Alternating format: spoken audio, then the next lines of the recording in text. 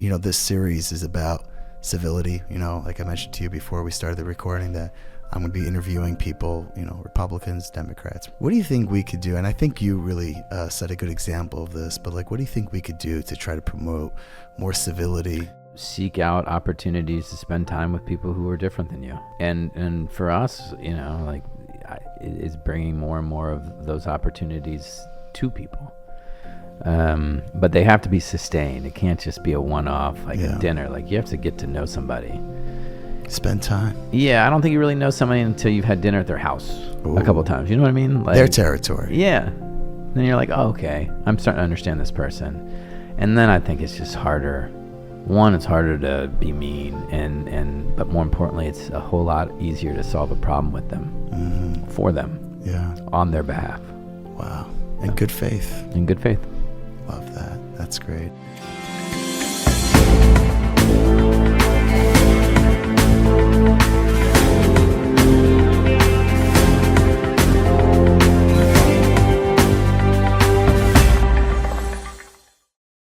And welcome to another episode of Kolot. This is your host, Rabbi Hillel Kappenstein, director of the Columbus Community Kollel, and it's a great honor and privilege to bring all of you to our next episode featuring Congressman Greg Landsman from the 1st District of Ohio, or I'm sure they say Ohio's #1 district, if I had to imagine. But Congressman, thanks so much for coming on. Rabbi, thanks for having me.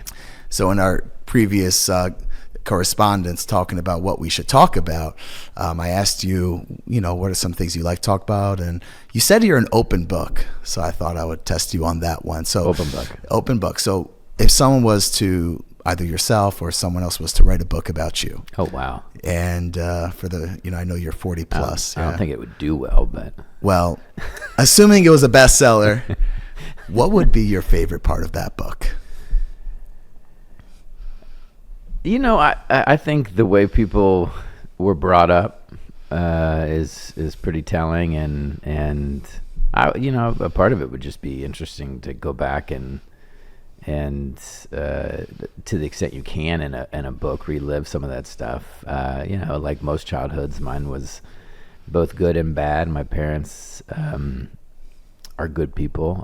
They didn't want to be married anymore after I think I was around 2, and got divorced, and within a year they both had remarried somebody else. And so I don't remember a time when it wasn't 2 households, right? And I have a biological sister and then 3 stepsisters, so 4 sisters in my life before you really remember much, right? So 4 parents, 4 sisters, that was a lot. And my parents were teachers, and ultimately I became a teacher, and there's a reason for that. I really admired them for the work that they did, and the impact that they had on their students, but we were just a very typical middle class family, not a middle class household. Now I think the middle class has changed a little bit, but back then, the middle class was you didn't have much, but you also didn't want for much either. You had the basics, and that was fine. And then I guess because either there were just a lot of kids, and I was the only boy, right? Or because I was just a boy. I just, I got in a lot of trouble growing up, and, not like, bad trouble. I had a lot of fun as a kid, and, I tested boundaries, and it was fun. You got to give us an example. I can't. Oh, yeah, I told you I was an open book. It's mostly just, it was a lot of sneaking out and hanging out with friends and drinking before I probably should have. Well, certainly legally. But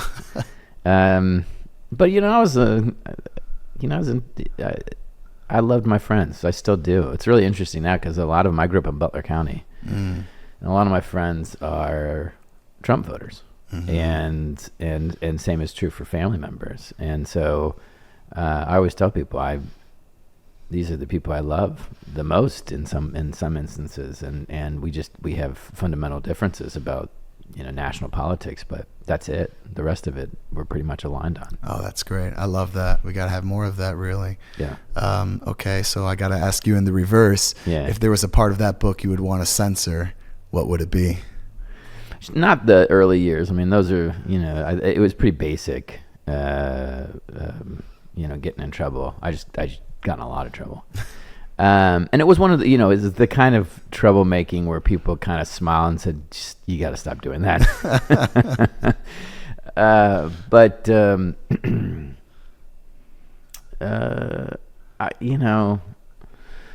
it's probably not this past year because so many good things did happen, and being elected to Congress is an incredible honor. And I believe in the work, and we've done such incredible work. This has been a hard year. Yeah. I mean, I wouldn't want it censored, but I would like to breeze past it. Mm-hmm. You know what I mean? Yeah. And by this year, I mean 57, 84, right? Yeah. Like, the Hebrew calendar. Yeah. It was just a rough for all of us. Exactly. Yeah. For a lot of people. I mean, non-Jews too. It's just, but for Jews in particular, it was just brutal. Because it's interesting. There were, not only were we on, watching this horrible war unfold, and every day learning more and more about this awful terrorist attack and the impact it had on people and will always have on people and an entire nation. But then, we were losing friends. I mean, if you were, there's just people in our lives that we cared a lot about just kind of disappeared on us, and we gained new ones, which is great. Yeah. So I'm not sure there's any part of my life I would have, it's just,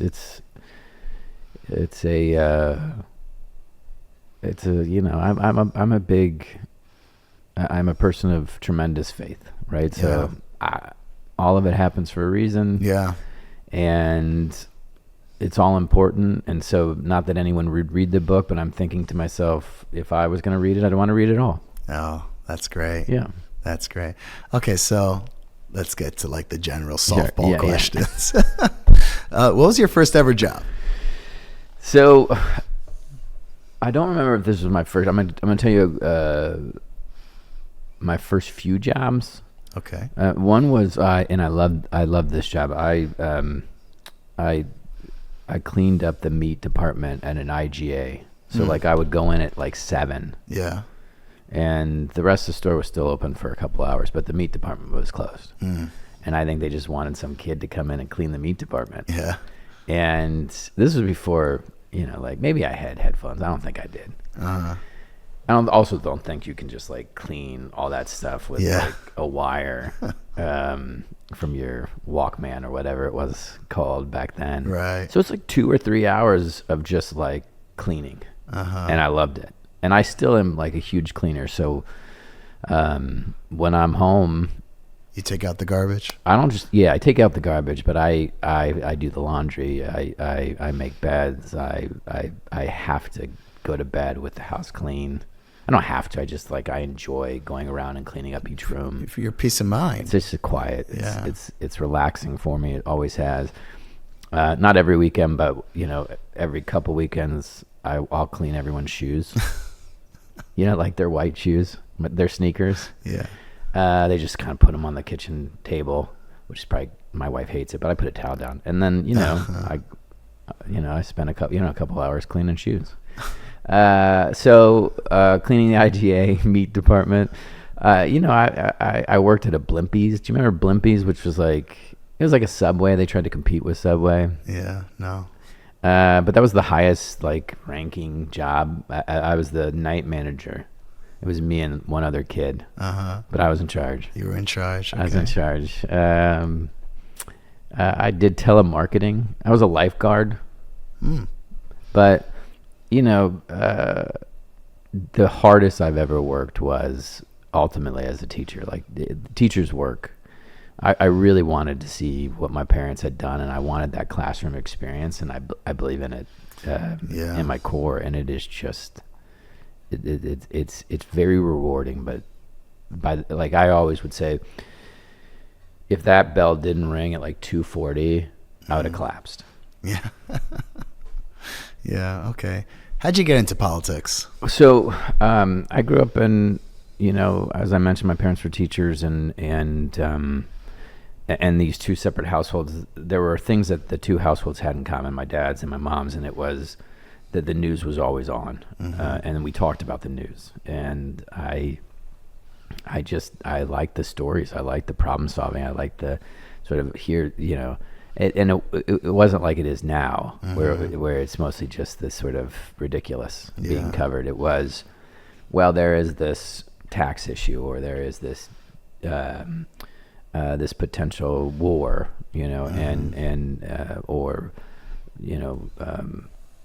or immigration. It was a very different discussion. It was, here's one proposal and here's the other proposal, and I liked sitting there and for a while just listening to people talk about it.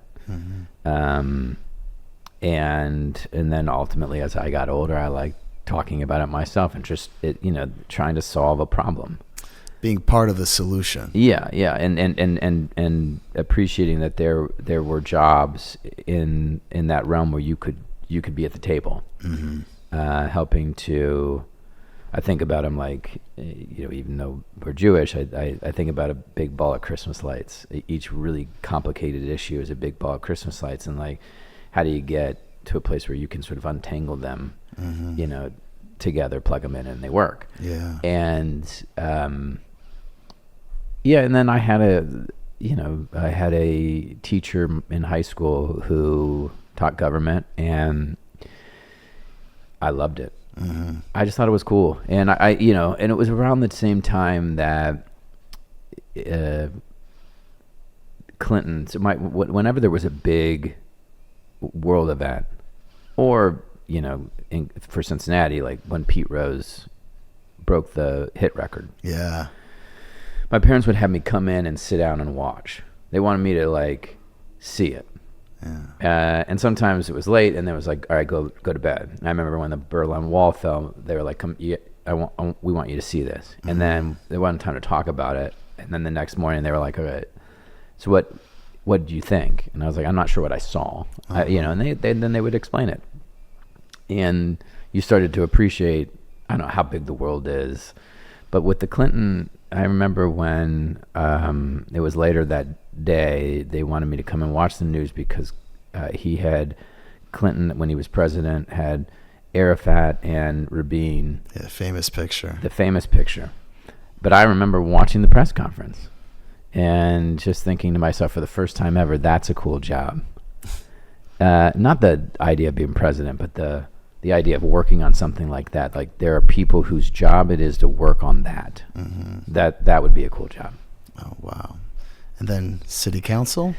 So I got, after college, I went and worked on the Hill for a little bit, and then did a bunch of other things. Went to divinity school, got a master's in theological studies. Went back and worked for the governor, who I had worked with when he was in Congress, and he had become the governor in 2006. And he needed a director of faith-based and community initiatives, and I had just finished divinity school, and he trusted me, and I ran that office for a couple years, and then ultimately ran a ballot. I really was doing child and education advocacy work here. That's always been my passion. Always will be. Yeah. And ran a ballot measure that passed, making Cincinnati the only city in the country to provide 2 years of quality preschool for 3 and 4 year olds. So it was called the Preschool Promise. Still is called the Preschool Promise.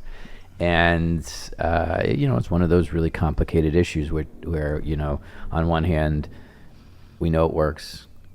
Most of brain development happens before kindergarten. So what happens in those early years matters greatly. And most of the kids in our city didn't have access. We don't do it. We don't provide it to everyone. Yeah. In fact, between public schools and Head Start, at least in Cincinnati, it's 25 to 30% of the kids. That's it. Oh, wow. So we passed that, and it was around the time my kids were in preschool, and so we were seeing it happen, like close to home. Yeah, it was close to home, and you could see how like rapidly their minds were developing, and because they had this. They had other stuff too, but the 2 years of quality preschool, they showed up and they were ready to go, and that makes all the difference in the world. So we passed that, and then I just was like, you know what, I'm gonna stay in local government. I ran for city council. That's all at large here, so you run you run across the city, and everyone in the city votes for everybody, and the top 9 folks win. And excuse me, I was there for 5 years. Focused mostly on core services. How do you run a really great city? Police, fire, public safety, sanitation, making sure that all of those were well resourced and they were doing great work, and people felt safe, and their garbage was getting picked up, and their streets were getting paved and cleared, and then sort of, because I led our budget each year. Finding ways to invest more in the things that were going to make Cincinnati a better place for children, to raise a family. So that's expanding prenatal care, expanding child care, expanding youth jobs, and housing stability, eviction prevention work that kept tens of thousands of people in their homes, children and families. So I loved it and wasn't really planning on going anywhere. And then, January 6th, the person who represented us was one that just wouldn't certify the election, and I just thought that was disqualifying, so I ran.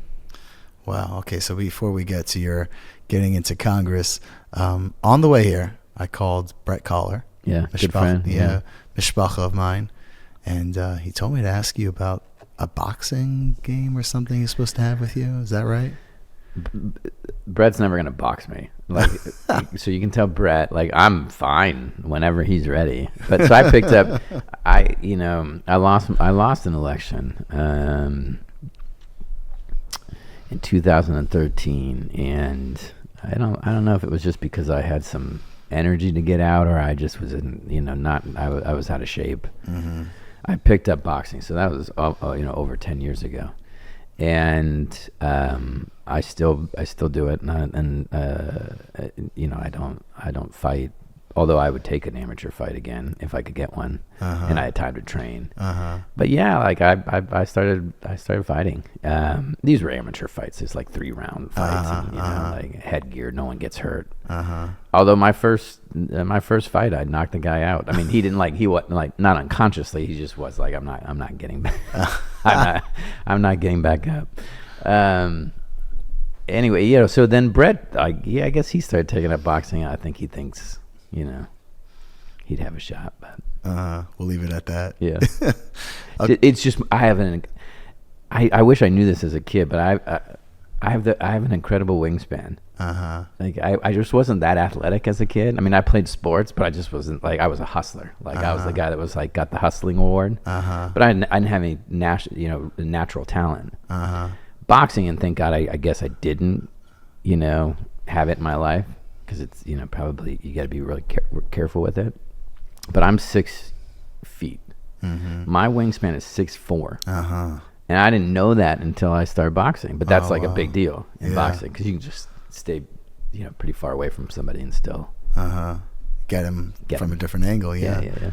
Okay. All right. How'd you get to Congress? I know you mentioned, what you felt was your calling after. I want to be part of, this country's wrestling with democracy right now, and I want to be part of making sure that we don't just keep our democracy, but it gets a lot stronger. But folks, it's funny. I always hated when politicians said, "Well, people asked me," and it was true. This is one of those instances where people were saying, you should consider running for Congress, and I just thought they were being nice at first, and maybe some of them were. Yeah. But over the course of a year, you start thinking about it, and I decided to run and just make a point about how important our democracy is, and no matter who wins an election, you gotta certify if you want to make the elections stronger and invest in a national database and all kinds of other things, great, let's do that. But don't not certify an election. And I hope that's true. Like if Trump wins, I hope there's 435 members of Congress that certify the election. It swings both ways. It swings both ways. Yeah. So, and if she wins, I hope there's 435 members of Congress that vote to certify. That's just, you can't mess with, these fundamental principles of our democracy, because then things start to unravel pretty quickly. And then once you run for Congress, it's a whole nother beast. Yeah. And fortunately for me, I had learned from my first race where I lost a very important rule for candidates, which is, even if you've done, especially if you've done campaigns before, politicians, candidates should only do two things: raise money and meet voters. Don't do anything else. Like, for example? Like, don't try to write your own TV commercial, which I did once. Don't try to run the campaign. Delegate. Go be the candidate. So you hire really good people. I hired really good people who had way more experience than I did, and I did what I enjoy, which is asking people to invest in the campaign and donate, and then meeting voters. And I love campaigning. So. Oh yeah. Yeah, and it was it was a 50-50 shot. My mom would call me, nice Jewish mother. Yeah. Well, what are your chances? Every day, every week. Well, what are your chances? The same, Mom. The same chance. And then she called me on election. What do you think your chances are? 50-50. I don't, Yeah. Anyway, and then, you win a congressional seat. Your life doesn't change, dramatically, but it changes because you are gone. Half the time. Yeah. And I don't know if you probably too young to remember the show Quantum Leap. Yeah, no. Great show, and I think they're doing I don't know. Anyway, I heard they were going to redo it, but it's essentially a show about a guy who's like stuck in this like time thing, and every episode is he's in a new body, and he has to solve a new problem, and once he solves the problem and he gets like, all of a sudden he's succeeded. He gets sort of pulled out of it, and he leaps to some other new thing. And that, in many ways, is how Congress is, because you're home and you're crushing it at home, right? Yeah. And by the end of the week, like, everyone's happy, the kids are happy, Sarah's happy, the district team, everyone's working. I've gotten to hang out with people all over the district. I feel like this is great. And then you just all of a sudden get pulled out and you're back in DC. And in DC, by the third or fourth day, you start like, really getting the swing of it, and then get back on a flight and head back home. Wow. I know you're very proud Jew. You wear it on your sleeve. I do. And can you talk about some of the Jewish values that you like to bring to Washington? It's a good one. Debate. I mean, I think education is a huge Jewish value, and something I wish that the members of Congress and all politicians just embrace, which is like, learn every day. Go learn, and seek it out, and find people that you're going to learn from. Those can be mentors from your own party and people not from your party. In fact, you want a healthy, dose of both. And when a problem emerges, go learn. Don't show up and be like, look, I have all the answers. You have some, right? And that, and put some, or at least you think you have some, so put them on the table. Yeah. But then listen, and, this, but, and I suspect most of your viewers do, but one of my favorite stories is, Jacob wrestling with God. And it was, the idea that you wrestle with God is, I think, uniquely Jewish, right? Yeah. And it's a debate, it's a sorting something out, because you want to achieve some level of knowledge that allows you to do good things, make things happen, have impact. And God was not only not irritated with Jacob. He was so grateful that he named him Israel, and that's where the name comes from. An entire people named after this moment of wrestling with God. And so, education, debate, those are, I think, uniquely Jewish. I mean, we read the Talmud is an example. It's just rabbis arguing with each other, and the ancient text. Yeah, seeking the truth. Yeah, they're just trying to squeeze more and more of the truth out of it, as opposed to accepting it as it was written. It's like, no, let's accept it as it was written and understand it as intensely as we can. Mm-hmm. This is maybe more my faith, but I think this is true for the Jewish community. There is a kindness and a warmth that I try to bring. Politics is hard, and it's not supposed to be easy. These are tough issues, but that doesn't mean you shouldn't be kind and warm. In fact, it means you should be kind and warm. I have, which is not Jewish, although I'll debate somebody about this. I won't enjoy the debate. I'll have it, which is I have lots of tattoos. And the only argument I can make when the argument begins as to whether or not I'm even allowed to have is that most of them are in Hebrew, which doesn't carry that much weight. But in any event, the one on this shoulder is Micah 6:8, which is one, if not the only, moments in Torah where somebody asked God specifically what it is that we're supposed to do, and God responds very specifically: do justice, which means go do as much good as you possibly can. Don't think too hard. Just go do the good work. Love kindness, love mercy. Just be kind, embrace it, and then walk humbly with me, which is stick with me and be humble about it. The one I'm going to work on, my son just had his bar mitzvah last weekend. Oh, wow. And awesome. Thank you. His Haftorah was about the Sabbath, and he had this, I don't know if he had it or if he got coached. I don't know where this came from. I don't want to find out. I'm just going to say it was him. Yeah. But he has this line that about rest being kind. Like there's a kindness in the Sabbath. Mm-hmm. That it's a kindness to yourself that you're taking time to just, get back, to full strength. And there's a kindness to the people around you when you are at full strength.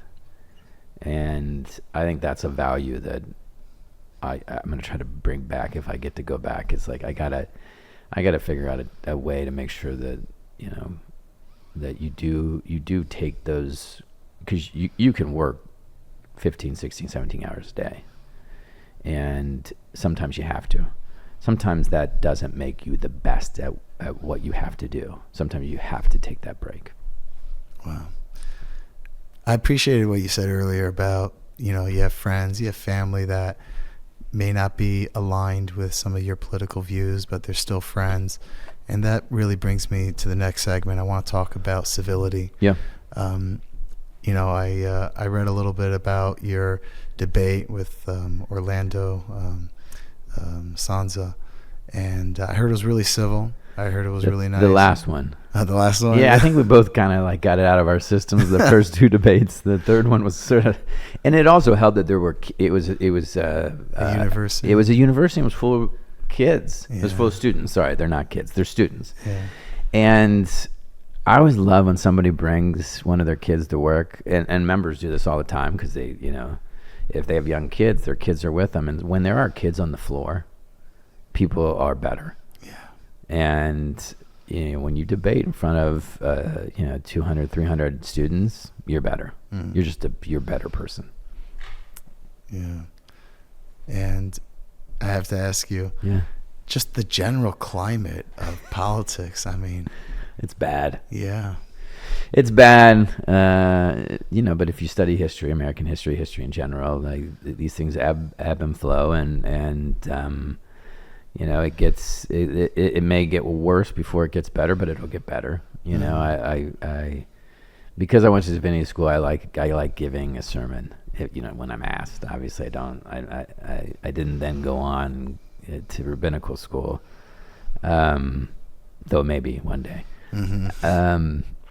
And I was asked by a church over the weekend to give a sermon, or quick sermon. Yeah. A few pages on Jeremiah 29, 11, which is, I have a plan, have hope, there's a future, right? Like that, it's this, and Jeremiah was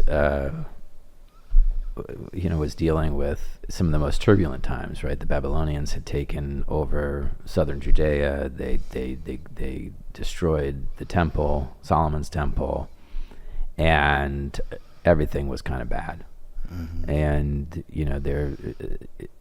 And he in his prophecy was pretty judgmental and negative about what was happening.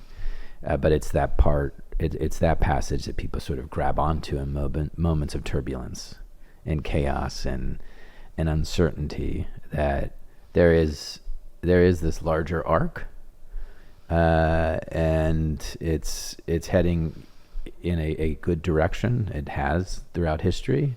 So on the other side of this turbulence will be, a better politics, and you're hopeful. Yeah, I'm a very hopeful person.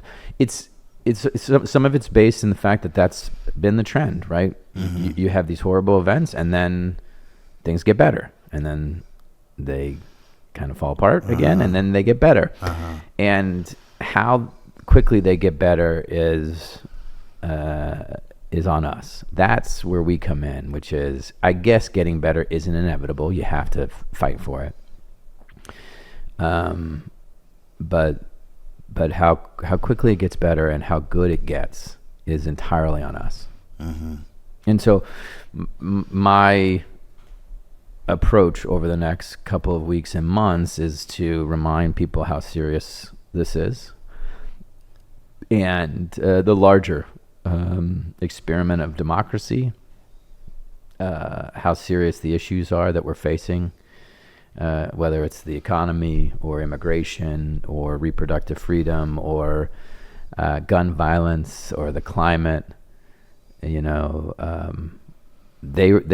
all those require really serious people, and government can and should be an instrument for good, but it does require good people to be in government. And so if you're going to be there, be good. Mm-hmm. Talk in good faith. Yeah.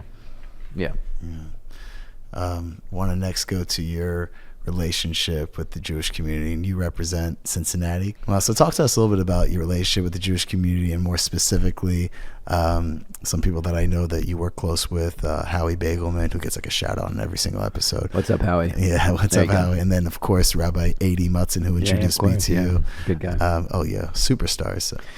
So I got really involved in the Jewish community when I first got here, as I did when I got to college. I joined a Jewish fraternity, and it's always just sort of been home base for me. You know what I mean? You go out in the world, but you go. And that's been especially true, I think, for every one of us this year, which is that, like, you go out in the world and it's brutal sometimes, and certainly this past year has been brutal for Jews, and that's not to say it hasn't been brutal for Muslims. Like, the Islamophobia is there, the anti-Semitism is there. The two aren't, they don't need to compete. We can and need to be, compassionate and understanding. We know how it feels, right? It's terrible, and so you do a lot of that, sort of working through all of this on your own out in the world. And it feels like, at least for a lot of us, that we're out there by ourselves, but then you get to sort of retreat back home. And that's been the Jewish community for me. I mean, there's my home, with my wife and kids, but then there's the Jewish community. And so I served on the JCRC board for a while, and then the Federation board for a little bit. I was a Wexner guy. That's a 2-year program. Yeah, sure. Which was phenomenal. It was just additional Jewish education, and I I worked in Israel for about 5 years. I didn't live there. I would travel quarterly. And so, just brought me closer and closer to folks in the Jewish community, because I'd come back and, want to talk about the trip. And for this year in particular, it's been safe haven. It's been, I'm, on the sort of 1 year marking of I was going to bring that up. Yeah. Just being together was like, it was like you could take a deep breath, or you could take a sigh of relief. It was just like a momentary sort of like, okay, we're all here. Yeah. And if it's okay, I bring up, I know that you guys were in the news, some stuff going on outside your house. So I guess my first question is, how are you doing? How's your family doing? We're good. Everything's fine. It's like being really sick. When you get really sick and you think, at least I'm very dramatic when I'm sick, and it's like, oh, I'm never going to get better. I feel terrible. Yeah. And then like a day later, you're better. That quick? I don't know. Like if it's just a cold, I'm very like, if I have let's say it's a flu. Yeah. Okay. And then let's say it's the flu, because the flu is like a very, predictive. It's always 24 hours or 36 hours. But then at the end of it, you're like, you feel great again. Mm-hmm. And it's like a new lease on life. Yeah. That's how it felt for 2.5 days. They were outside our house. They were sleeping outside our house. And it was like, it was just so stressful and sad and just frustrating. And if it was just me, it'd be one thing. If it was just me and my wife, it'd be another thing. Bring the kids into the picture. My son in particular, they all knew that I've been protested for a year everywhere I go. Mm-hmm. And I don't bring it home. Mm. But they hear about it, or they ask about it. I said that they were there, or because a lot of times police will be with me. Mm-hmm. And so they want to know, was there any issue, any incidents? And I was like, no, it was fine. And I remember my dad or my son saying to me after he saw it, I think it was the summer, it must have been when we were filming our TV commercials. Mm-hmm.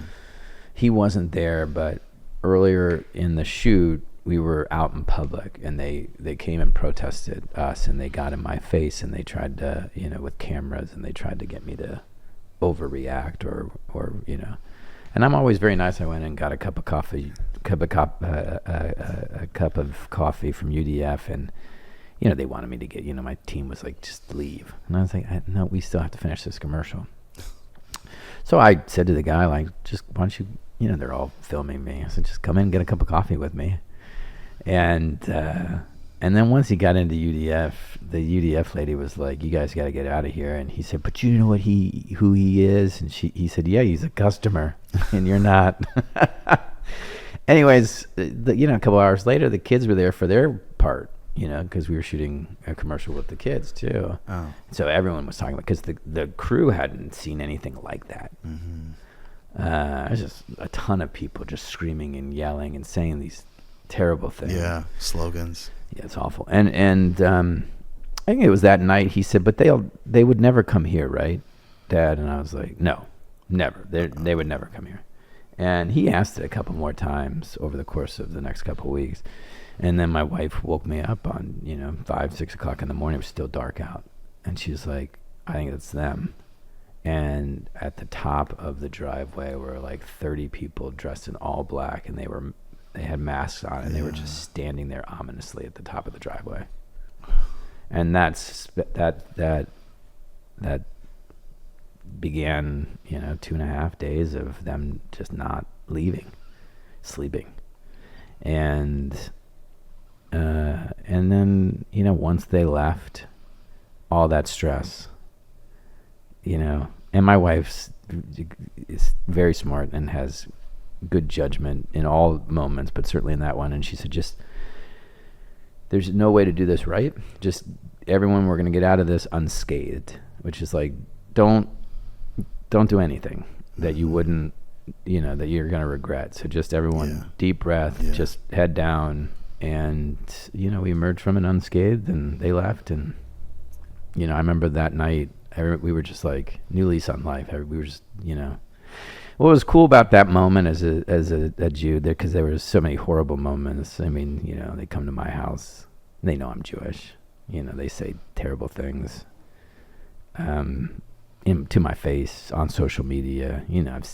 Vile Jew shows up in the comments. And but one of the great things about that, and it's October 7th. Yeah. They came the day before.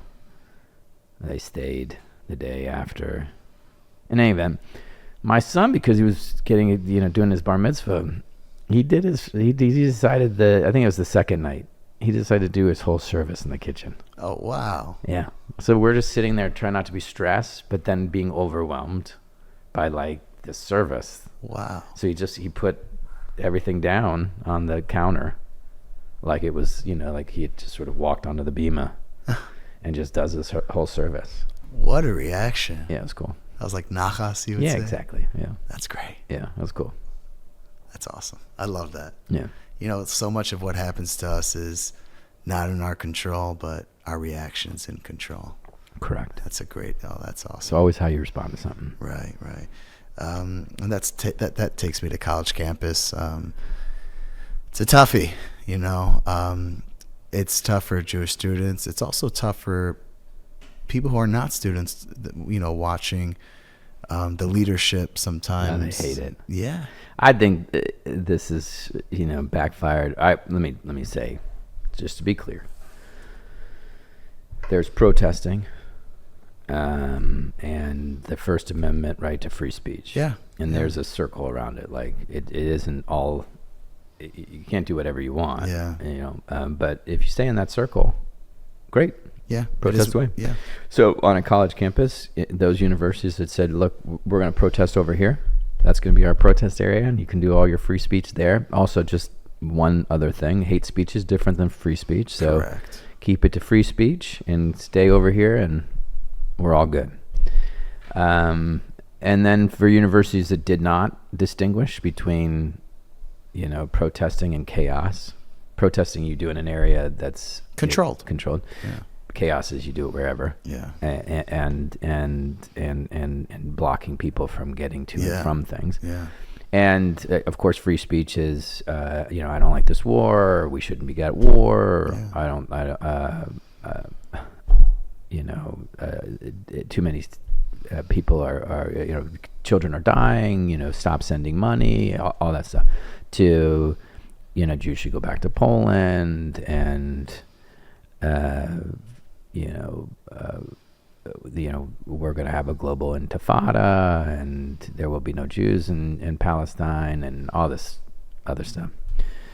And it's a higher education institution, all of them. Like, explain to people what all that means. Yeah. And then just say that's why it's considered hate speech, and it's, but here's the stuff you can't, here's this, go for it. Again, do it over here. You can't have an encampment. Mm-hmm. Right? Unless it's off property, and we don't have any control as a university. Yeah.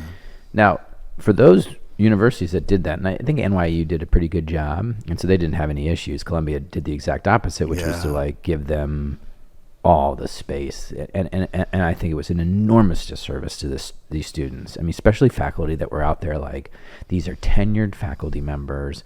They're they've got property. They probably paid off their mortgage. They've paid, their kids have gone through college. They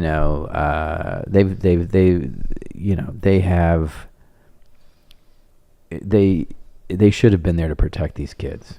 Yeah. To say, guys, I know how you feel. Listen, let's talk through it. But I don't want you to get suspended. I don't want you to get expelled. And I certainly don't want you to infringe upon the rights of other kids. Yeah. And, at places like Columbia, you didn't see that. You didn't see anybody, helping these kids. It was a bad it was a bad thing for them. Yeah. And that doesn't mean that protesting is a bad thing. They can go, like I have friends who, somebody who worked for the campaign is, she protests, and I can't imagine her saying anything anti-Semitic, although, hopefully that's true. And I'm pretty sure they've been pretty good about it, but I don't think in the end on those college campuses where it's been chaotic that it has done anything other than undermine themselves. Right. Like, one, they've probably gotten in trouble. Mm-hmm. Some of them aren't able to go back to college. There should have been adults helping them, so they didn't get in trouble. Mm-hmm. And then, or stopping them before they, we're not going to negotiate with you. We're going to tell you that you can't have tents there. Yeah. Call that leadership. Yeah, and it's being a good adult to that kid. Otherwise, that's what we do as a parents. We're like, look, go have fun. Go do your thing. Here are the boundaries. Yeah. And my wife and I do it all every day with our kids. Yeah. It's like, hey, you're going to go do this. Great. Here are the two things. Don't do those two things. Mm-hmm. You can do it. Do other things. Don't do those two things. You know what I mean? And basics, really. The basics, and they didn't do that, and kids suffered from it. Yeah. Now those are the kids that were in the protest. The rest of them, there were kids that obviously were harmed, and those institutions are going to have to deal with that harm. They're going to have to own it and make up for it. Then you have the other 99% of the kids that just saw it, and some of them just probably didn't care. Some of them were like, I don't like that. And so, you don't start a global movement by losing your entire audience, which I think they've done. Yeah. Because protesting is one of the easier forms of expressing power. One of the more difficult is organizing, but organizing is much more powerful. Mm-hmm. And I don't think many of them have the energy to go organize. Do you see any outside playing, perhaps? Yeah. I think there will be investigations, and it will uncover that, our foreign adversaries are spending a lot of money online to influence how we vote, and they certainly are influencing what kids see, and Iran is a bad actor. Yeah. And the next administration is going to have to get very, very tough. Double down on Russia and Iran and the proxies. In a different way, China. Mm-hmm. Because China is its own thing, and it is getting tough. But there's more opportunity there, whereas with Iran, North Korea, and Russia, these are broken leaders. In Iran's case, fundamentalists who,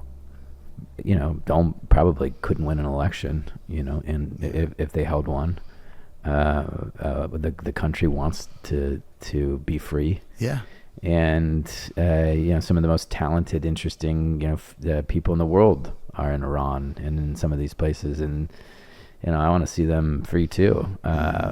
But more than anything else, Iran has to leave everybody else alone, and that is going to require enormous strength from the United States. You can't just negotiate them leaving people alone. Yeah. Diplomacy is always a part of whatever you do, but if it's only what you do, you're not going to get it. Yeah, you're not going to get that far. I appreciate you saying that, because you got to know who you're dealing with, They respond to strength. Exactly. And so does Putin. And you show any sign of weakness, they'll exploit it. Right. No, what's the saying? When they feel mush, they push. Yeah, and so you got a diplomatic team. Yeah, make sure they're in the room. Sure. Give them a good hand. Give them a good hand by showing strength and by saying, look, that munitions dump is gone. Yeah. Your air defense system over there, gone. Yeah. Let's keep negotiating. Yeah, absolutely. And as we get to our last segments, make this one a little more personal. Okay. what are you most proud of in terms of your personal achievements? My 2 kids. They're good kids. I mean, my wife has more to do with that than I do, but, I think my kids would give me credit. They'd say he's a good guy. He's a good dad. And my marriage. I mean, my family. Mm-hmm. Professionally, the preschool promise. I mean, the fact that there are, thousands, tens of thousands of children that got preschool. And meals, right?